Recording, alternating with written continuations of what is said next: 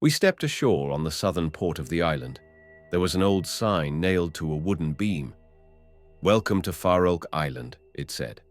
Our original plan had been to take a few days off at a writer's retreat on Archipelago Island in the northern parts of the Stockholm Archipelago, but our taxi boat, the only one willing to defy the ice floes still resting on the dark water, had gotten lost in an unexpected fog and instead delivered us to this island.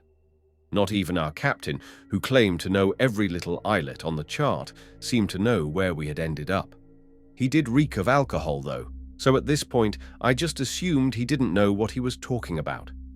Tom began walking through the snow with resolute steps. "Let's look around," he said. "It might take hours until the fog dissipates. We should try and get the most out of this little mishap. It might serve as inspiration for our next stories." Felix, who didn't seem as happy about the situation, tried to get a signal by holding his phone up to the sky. "I'm not sure it works that way," I said, and checked my own phone. "I don't have any signal either. Are we really that far away from the nearest cell phone tower?" "I've never seen so much snow in my entire life," Mindy said as she held on to Felix's arm. "It's even more beautiful than I imagined." In an instant, hundreds of crows escaped the trees in front of us. They cawed as they flew over our heads. Jürgen, still standing next to his boat, looked at them with concern in his eyes. Next, a loud sound coming from deep inside the island reached us. It sounded like someone was banging huge sheets of metal against each other. It was repeated a few times with regular intervals until it quieted down again. "What was that?" Felix asked. I repeated the question to Jürgen, but in Swedish. "No idea," he said, itching his beard. "I don't like this place. This island shouldn't be here. Surely I would have heard about it." "You know what I think?" "What?" I asked. "It's owned by the Navy and consciously kept off the charts. This must be where they have their secret base. I've heard about it. They're trying out secret weapons, maybe something biological. Anything to keep the Russians away. We should probably get out of here as soon as possible. They might not let us leave if they catch us." Jürgen was clearly a man of tall tales, but the way he spoke, the genuine fear in his voice, still made the hair stand up in my neck. "The mystery thickens," Tom said, after I translated the story. "And we just stepped ashore. I can't wait to see what more this island has in store for us." "Sounds like a cock and bull story to me," Felix said, and smiled confidently. "You guys have spent too much time on No Sleep. It's starting to get to you." "Ah," Tom said, "where's your spirit of adventure?" "Yeah," Mindy said with a grin on her face. "You need to keep an open mind." "I'll tell you this," Felix said. "Right about now, I'm incredibly open to finding somewhere to get warm. I might never have seen this much snow before, seeing that I'm from Australia and all, but I have never felt this cold either." "I'm staying at the boat," Jürgen said. "If you aren't back before sunset, I'm leaving." All of us felt confident we wouldn't be gone that long, and walked up what looked to have been a road before it was covered in a thick layer of snow. After walking for about 10 minutes, we were greeted by yet another sign. This one said, "Clara's Garden." A few meters further ahead, a couple of typical Swedish cottages appeared. They were painted in a bright crimson red with white trimmings on the windows. As expected, there was a garden at the center of the cottages. It was frozen in place, just as if was made purely out of ice crystals. The lights were on inside the main building, and there were fresh footprints all over the place. The unease I had felt after listening to Jürgen vanished as soon as I learned that there were people living here. It comforted me that we weren't all alone here, and that there was somewhere we could warm ourselves while we waited. "What are those?" Felix asked, and pointed to a couple of vehicles parked outside. "Snowmobiles," I said. "They're common in Sweden during winter. I would be surprised if the island is big enough for cars, so this might be their only mode of transportation if they want to get somewhere fast." Tom stepped forward. "Let's get inside and say hello," he said. "I'm eager to hear what they have to say about this place." Inside, the walls were painted white, but over time they had turned a bit grey, and there was a couple of bells on a red string that rang as we opened the doors. A few tables were placed haphazardly in front of a reception, not unlike a cafe, and the dry air smelled of a mixture of tar and wood. There was a couple of teenagers sitting at one of the tables. They looked at us like they hadn't seen an outsider in years. They were all dressed in what looked like vintage clothes from the 80s. I didn't pay much attention to it. It wasn't unusual for islanders this far out in the archipelago to be a bit behind on things. We heard steps coming down a stairwell behind the reception. A middle-aged woman soon appeared. She smiled at us as she positioned herself behind the desk. I told her how we ended up on the island and asked her if it was okay for us to wait here until the fog dissipated. "That fog won't go away until at least tomorrow," the woman said. "You're welcome to use our cottages for free if it's just for the night. We only rent them out during summer, so it shouldn't be a problem." She smiled. "But there won't be any room service." I turned to my friends and told them what was up. They were surprisingly happy to hear it. Even Felix brightened up a little bit, and we agreed to the woman's offer. She gave us 2 keys, one for me and Tom, and one for Felix and his girlfriend. "Can you tell me something about this island?" I asked the woman. "What does Farölk mean, for example?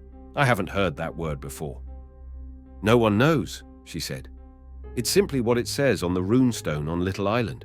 That's what we call the smaller island in the lake further up. Clara was my great-grandmother. Back when she was still alive, she used to tell me so many stories about her childhood on this island.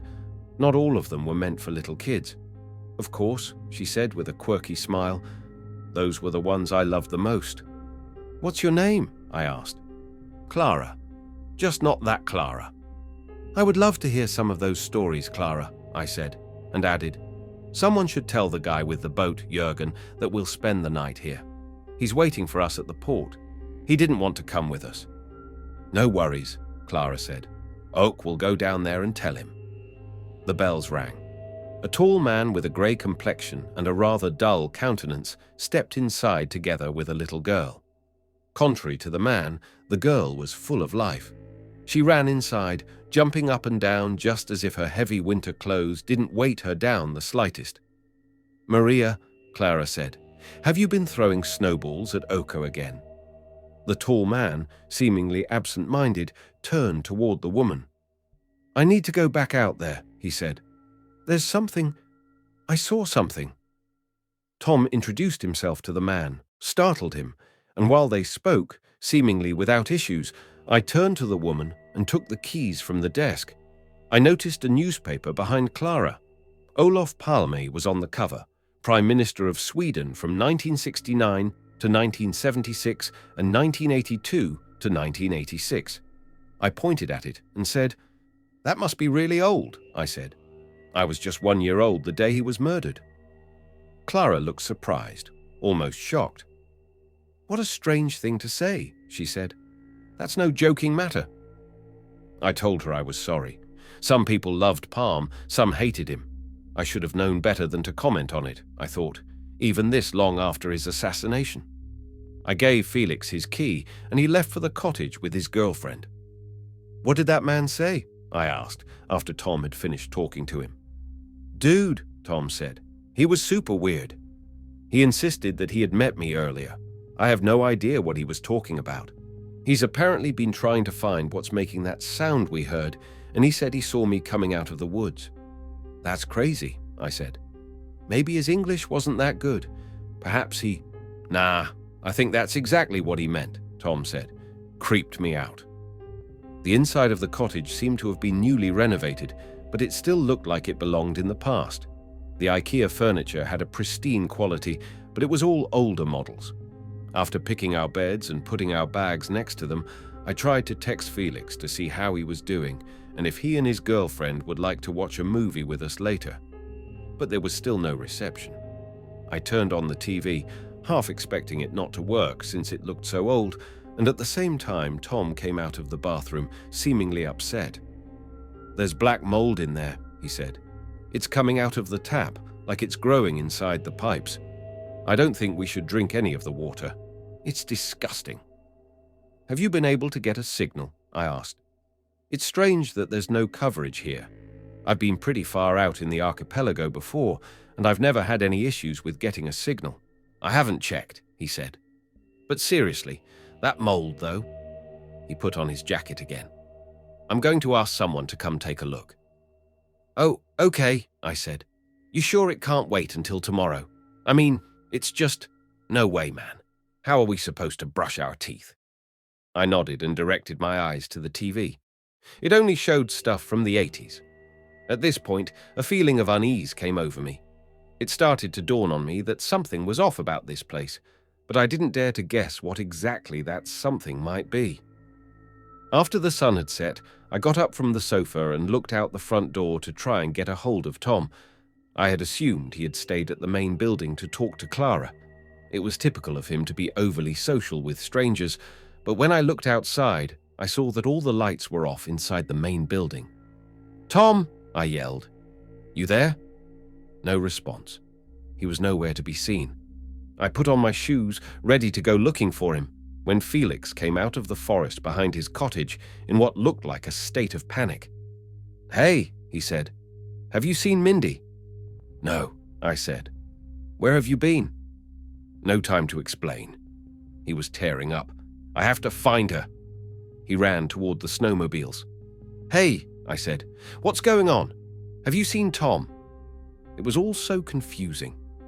Felix started the engine and zigzagged his way into the forest with the headlights blaring in front of him. Clara came outside the main building, wondering what was going on. I ran up to her. She demanded to know who took the snowmobile.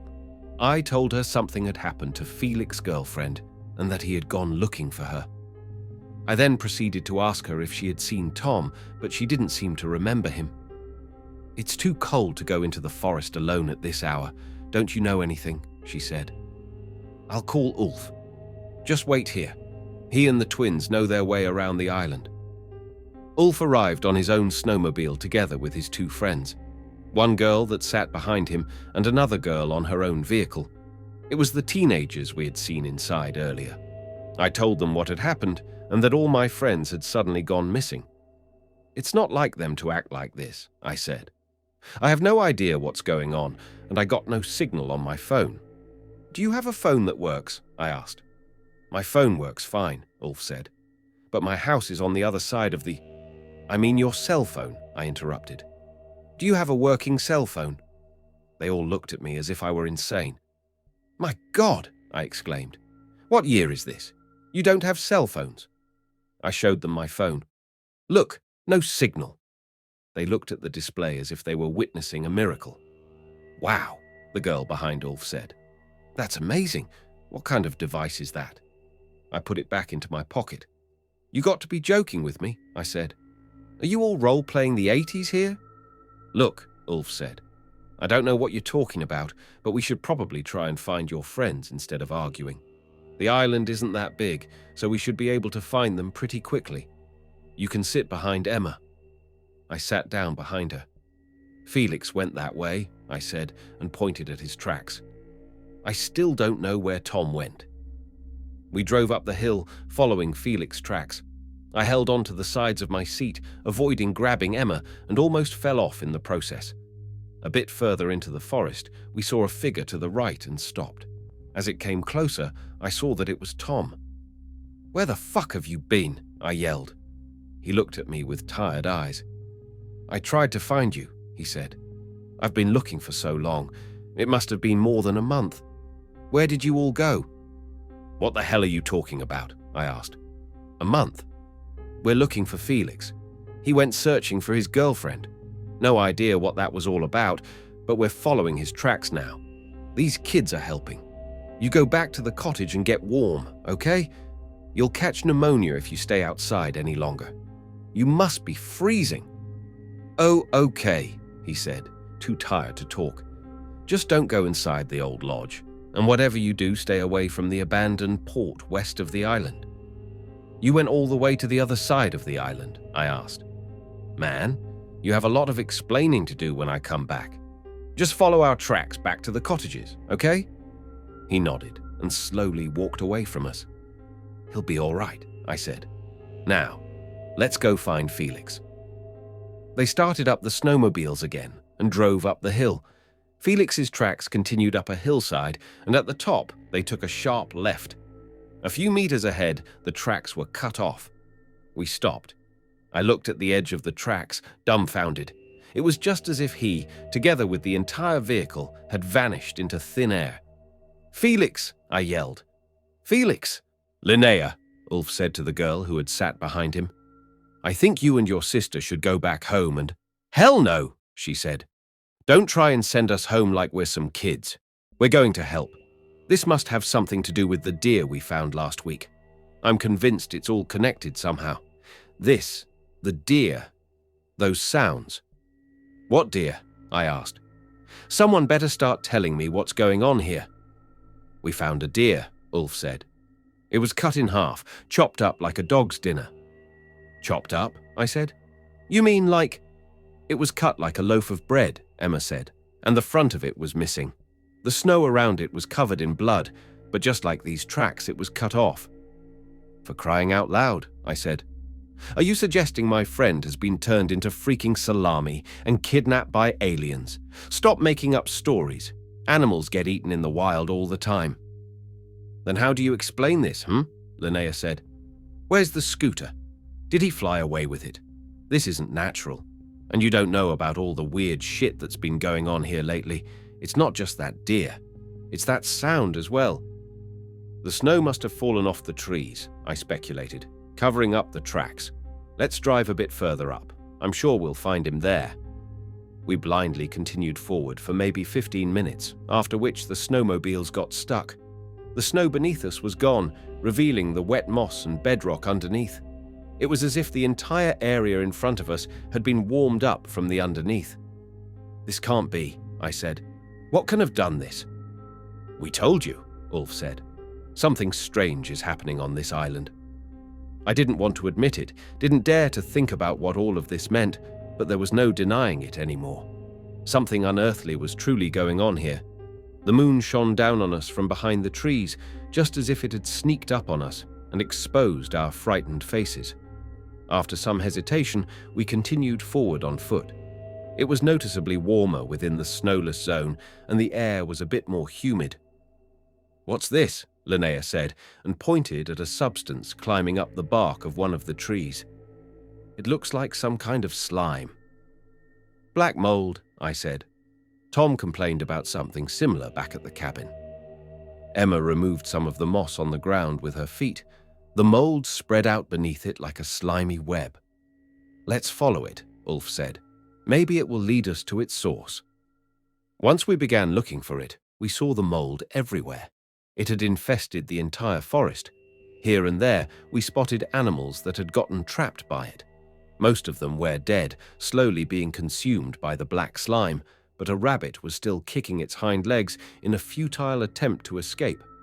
We inspected it, unsuccessfully trying to figure out what the mold was doing to it, and then Ulf stomped it to death out of mercy. At the same moment his boot crushed the skull of the small animal, a multitude of screams erupted and echoed through the dark forest. It was almost as if the forest itself screamed in agony through thousands of mouths. We froze in our places until the forest quieted down again. Then we heard something behind us. I slowly turned around. It was a deer running toward us in a rabid fury. Its bones were visible beneath its skin, and instead of eyes, there was only black mold. "What is that?" Emma yelled. "Run!" Ulf said. "Fucking run!" We ran blindly further into the forest, hearing the hooves of the infested deer and its strange, heavy breath behind us coming closer for every second. Emma slipped on some roots and fell to the ground. There was more than one deer now. All their eyes had been eaten by the mold. I had no idea how they could still see us. I stopped and dragged Emma up on her feet again. She was crying for her sister to wait. "She's right in front of us," I said. "Just keep running." She had hurt her knee, but she kept going. There was a splash further ahead, then another one, and only seconds later I fell into a small body of freezing water. Linnea and Ulf had already fallen into it and begun wading through it. Emma stopped at the edge, right before falling in herself. "Jump," I said. "It's not that deep and—" There wasn't enough time. One of the deer reached her, ramming her from behind with its sharp antlers. She was thrown into the water head first. I felt the warmth of some of her blood landing on my face. I waded out to her and turned her around so that her face wouldn't be under the water. The deer walked right and left at the edge, unwilling to jump into the water to continue their pursuit. I dragged Emma with me to the other side, not knowing what condition she was in. Ulf helped me pull her out of the water while Linnea cried into her hands, too afraid to look at what had happened to her sister. Emma was still alive, but she was losing blood from the deep cuts left in her back from the antlers. "She's alive!" I yelled toward Linnea to give her some comfort. "We need to get her to a hospital as soon as possible." Ulf and I helped Emma up on her legs and put her arms over our shoulders. We struggled forward into the darkness. There was a silhouette of a rectangular structure in the distance, lit up from behind by the setting moon. "What is that?" I asked the others. "It looks huge." No idea," Ulf replied as we struggled through the dead, frozen ferns with Emma between us. "It's too large," he continued. "It shouldn't be here." "Let's go there," Linnea said, pushing ahead of us. "We can't turn back. Perhaps there's someone there who can help us. Come on, hurry up. She's still bleeding, goddammit." After everything we had seen, I didn't think there would be any help for us over there, but I kept my mouth shut since we didn't have anywhere else to go anyway. There was a large, muddy crater surrounding the structure. The temperature kept raising for every step we took, making us sweat beneath our winter clothes. We didn't stop until we reached the bottom of the crater. From there, we all stared up at the structure in silent astonishment. "My God," I said. "What in the name of all that is holy is that thing?" Linnea fell on her knees, crying. "I hoped there would be someone here." The structure's seemingly fossilized, ashy facade looked indistinguishable from the bedrock in shade, but like a work of complex engineering in form. Watching it tower above us aroused a strange sense of doom inside me. It was clear to me that this enormous construction wasn't some secret, modern military project. It was ancient and alien. A craft, maybe millions of years old, engulfed by the bedrock. "This isn't human," Ulf said. "It must have been here since forever," I said. "Look at—" I interrupted myself. "Well, except the black goo. You see it? It's climbing up against the hull." Listen," Emma said, only barely conscious. "There's something—" "What?" Linnea said, and turned to me and Ulf. "Shut up, you two. She's trying to say something." She returned to Emma. "What did you—" "Shh," Emma said. "Listen, something is coming." We fell silent. There was a faint sound coming from the forest, almost like a whisper. Clom, clom, clom, clom. It became louder and louder until it turned into a monotone voice, and then a figure appeared among the dark trees, running toward us. Clom, clom, clom, clom. It was a naked woman, pale as a corpse. Her arms hung limply at her sides, swaying back and forth as she ran, and her dull eyes showed no expression. From her saggy mouth, the same sounds came out over and over and over again. Clom, clom, clom, clom. She tripped on something and violently fell to the ground, but it didn't shut her up even for a second, and she immediately got back up on her feet without using her arms and continued to dart toward us with what must have been superhuman speed. "Emma?" Linnea exclaimed. "It's Emma." "What are you talking about?" Eyolf said. "Emma is right here." But as the woman got closer, we both noticed that Linnea was right. It was Emma, or at least someone who looked exactly like her.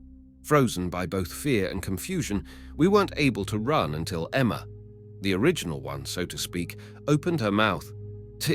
That's not me. We need to get away from here. We need to get away from her now." We snapped out of our paralysis and tried to escape the rabid version of Emma running toward us, but carrying our Emma made us slow. We didn't get far until Ulf was rammed and tackled to the ground. They both fell. I used the distraction to quickly grab Emma and drag her behind a thick oak. Linnea panicked and ran toward the structure, the only reasonable hiding place.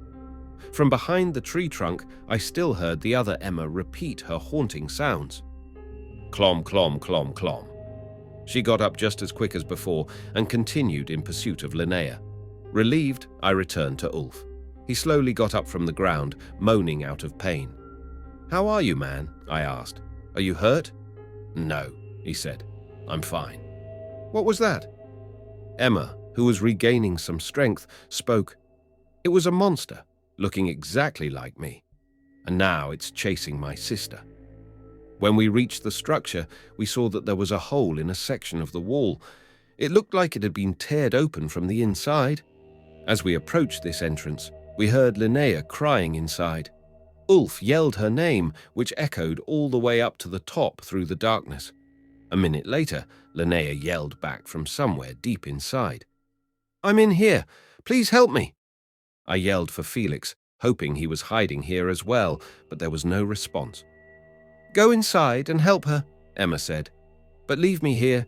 Just let me rest against the wall until you come back. Okay? Just don't be gone for too long. There was a strange buzzing sound inside, coming from all directions, only accompanied by the sound of dripping water. Everything was pitch black. We waded through waist-deep water, yelling for Linnea, but she wasn't answering anymore. We didn't give up, though, and kept going forward. We couldn't see further than a few meters ahead of us, but what we saw still filled us with both wonder and terror. The walls, covered by the black mold, looked like circuit boards made from stone, and here and there whole carcasses had been stuck to the wall by the slime. Some belonged to ordinary animals, such as a half-rotten elk, and some to ancient beasts, such as a fossilized mammoth, and others, even older, belonged to completely alien creatures that was hard to even describe. This is a graveyard, I said. A place of death. I can't move my left arm, Ulf replied, in tears by the sound of his voice. What do you mean you can't move your... Oh no, he said. I'm feeling it in my right arm as well now. It's... A sudden cough interrupted him. I don't feel too well. He coughed again. I don't know, Clom. I immediately stepped back. Whoa, I said. What's going on with you, man? I'm feeling dizzy, tired. I can't see. He fell silent. Ulf, I said, slowly stepping even further back. Hello? He moaned, almost as if he was speaking in his sleep, and then he slowly began to mumble those terrifying sounds. Clom. No way, man, I said. Ulf? His torso twitched and swayed back and forth, and then he came to a sudden stop. Ooh, Ulf! I tried again. Clom! He took a step toward me. I turned around and began to run as fast as I could through the murky water. Ulf had become just like the sick version of Emma, and now he was chasing me, repeating the same sounds. Clom! I heard him right behind me. If I kept running, I wouldn't stand a chance. Instead, I took a deep breath and went beneath the surface and swam to the left under the water. Thankfully, Ulf lost sight of me and continued forward. When I resurfaced, I found myself inside a narrow hallway. I didn't dare make a sound, for example by yelling for Linnea. I realized that Ulf must have been infected by the version of Emma that attacked us, that she had turned him into the same mindless shell of a person. It was a fate worse than death. I reached a larger chamber at the end of the hallway. A skeleton belonging to what must have been an enormous horse filled the room. There were nowhere to go from here. That's when I heard it, coming from the hallway behind me. Clom. It wasn't just Ulf, but Emma too. I ripped one of the bones out of the skeleton and held it up in front of me as a weapon, but I knew it wouldn't make a difference. Something fell into the water from the ceiling, revealing a beam of light. A hatch had opened up. Just before Ulf and Emma entered the chamber, a rope fell from the opening in the ceiling. A voice told me to grab it. It was Linnea. Clom. They were just about to enter the chamber. I grabbed the rope as hard as I could, and just as they were about to knock me down, turning me into one of them, Linnea pulled me up. Thanks, I said. That was a close call. Linnea held a metal pipe of some kind in her hand, ready to strike me. Did they touch you? She asked. Huh? No, I said. Relax. They didn't get to me. Where have you been? How long have you been here? She asked, ignoring my question. Are you from before, or now, or the future? Tell me how long you've been here. What are you talking about? We just came here. Linnea lowered her weapon and then her gaze.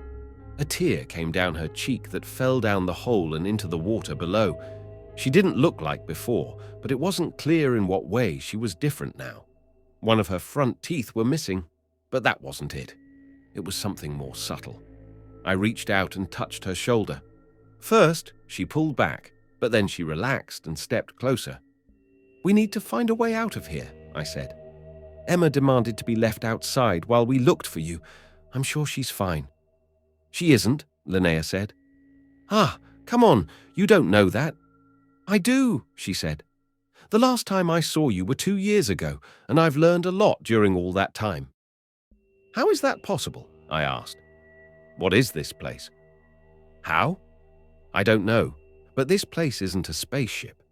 From what I've gathered, it's something else entirely. It never traveled through space, rather through different worlds. At some point it crashed here and merged with this island, creating shockwaves throughout reality itself. I know it doesn't make sense, I know that, but I can't deny what I've seen." "Interdimensional shockwaves?" I asked, flabbergasted by the suggestion. "Still, if we find a way back, we can save your sister." "Don't you get it?" Linnea said. "This vessel, it messes with the laws of physics. We saw what would happen to Emma before it happened. By now, she's probably already infected. Her fate was already sealed. There would have been nothing we could have done." My head was spinning, trying to understand how it all fit together. "What have you been doing for 2 years?" I asked. "Have you been here all this time?" "No," she said. "I've found different openings. The first one led to a desert. Everything was dead there. I don't think life ever evolved there. The second one was the same, but cold instead of hot. Most of the exits led to dead worlds such as those, but eventually I found life, but not of the kind we're used to, and I had to hunt for food there to survive. I always came back to this vessel, trying to find my way back home. You still haven't?" "A few months back, I finally found my way back to the opening we came here through, and while it didn't lead to the same time we arrived, it at least led to the right world, or at least to a world just like the one we came from. But I kept coming back, hoping to find Ulf." "He's gone," I said. "I'm sorry." "I know," Linnea whispered. I know." "Let's get the fuck out of here," I said. "It's not too late for us yet." Linnea led the way. It didn't take long until we heard it. Clom, clom, clom, clom. It was Mindy this time. She was quick and surprisingly agile, even though she too had lost the use of her arms. We ran, jumped over chasms, crawled through tight spaces, and climbed over rotting carcasses, and Mindy still managed to come after us. A bit further ahead, she was joined by Emma and Ulf. They were getting closer, and we were getting more and more exhausted. We ran past an opening in the hull, leading to what looked like a jungle. A monstrosity of some kind, a pale giant with long black hair where its lower body should have been, crawled through the opening just when Mindy was about to reach me. It grabbed her and bit her in half. "This place is leaking in monsters," I yelled. "Holy shit! Holy shit! Holy shit!" The giant stopped the others too, but it didn't take long for it to turn. With a much deeper voice, it began chanting, "Clom, clom, clom, clom." It crawled toward us, much faster than it seemed to have been able to at first. It was just about to grab me with its large hand when we jumped down one level, landing in the dark water. From there, I could see the opening. The giant threw itself over the ledge in pursuit, casting waves that made us fall over. It was just a matter of seconds before it would get to us, but luckily, it was long enough for us to reach the opening. It was summer outside. The giant couldn't get through the tight opening. It banged on the hull from the inside, creating a loud sound that echoed through the island. I realized it was the sound we had heard before, just when we had arrived. This turned out to be much later, though. Clara's garden was abandoned and overgrown. We saw evidence of military activity.